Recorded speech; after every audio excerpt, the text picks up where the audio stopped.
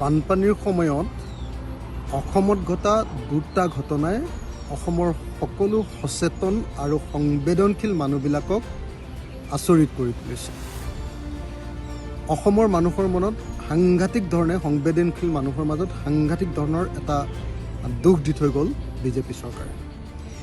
কালি কেন্দ্ৰীয় চৰকাৰৰ শক্তি আৰু নগৰ পৰিক্ৰমা বিভাগৰ মন্ত্ৰী মনোহৰ লালে গুৱাহাটীলৈ আহি হেৰিটেজ ব্ৰহ্মপুত্ৰৰ পাৰৰ পৰা ব্ৰহ্মপুত্ৰৰ সৌন্দৰ্য উপভোগ কৰিলে। কোনোবা পুখুৰীত কোনোবা ঠাইত মাছক দানা খুৱালে, কিন্তু তেওঁ সেই সময়ত পাহৰি গ'ল যে এই সময় অসমৰ সকলো মানুহ বানপানীত ডুবি আছে।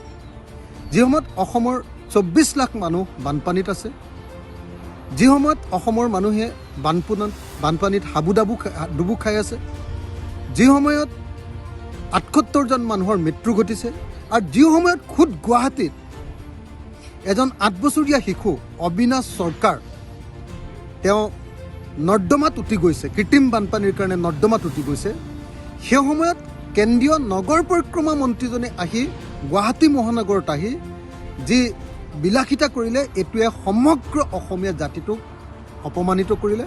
এয়া হ'ল কেন্দ্ৰীয় চৰকাৰৰ অসমৰ প্ৰতি এক ঔপনিৱেশিক মানসিকতাৰ বাহিৰে আন একো নহয়।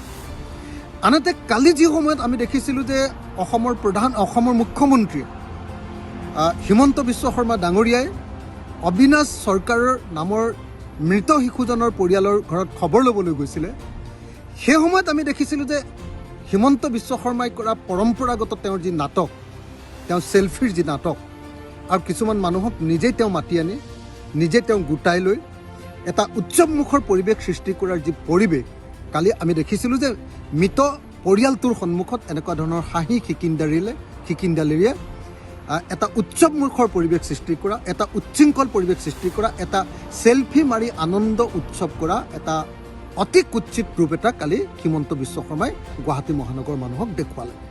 এই দুইটা ঘটনাই আচলতে প্ৰমাণ কৰি দিলে যে বিজেপি দল আৰু বিজেপি চৰকাৰখনৰ অসমৰ মানুহৰ প্ৰতি আন্তৰিকতা নাই। অসমৰ মানুহ যিমানেই বিপদত নপৰক লাগিলে, প্ৰাকৃতিক দুৰ্যোগত শেষ হৈ নাযাওক কিয়, সেই সময়তো তেওঁলোকে উপভোগ কৰিবলৈ নেৰে, আনন্দ কৰিবলৈ নেৰে, তেওঁলোকৰ ষ্টাইলত অসমৰ মানুহক নচুৱাবলৈ তেওঁলোকে কেতিয়াও নেৰে। এইটো বৰ দুৰ্ভাগ্যজনক। এইটো হ'ল ঔপনিৱেশিক মানসিকতা, এইটো কলনিয়েল মাইণ্ডছেট, আৰু আমি ইয়াক তীব্ৰ বিৰোধিতা কৰিছোঁ।